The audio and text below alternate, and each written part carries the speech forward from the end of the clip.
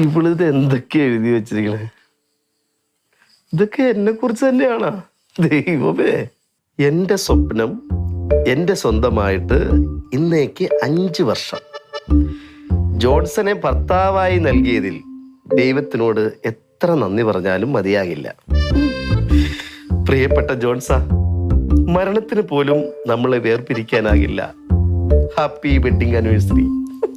Same to you. ഇത് ശരിയാവില്ല ജോൺസാ. ഏത് ഇതാ?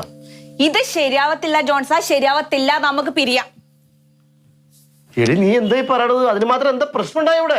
എന്നാ ഉണ്ടായേന്നോ?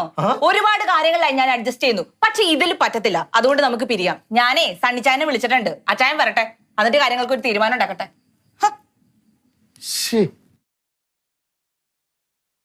ഞാൻ എന്ത് പറഞ്ഞു? എത്ര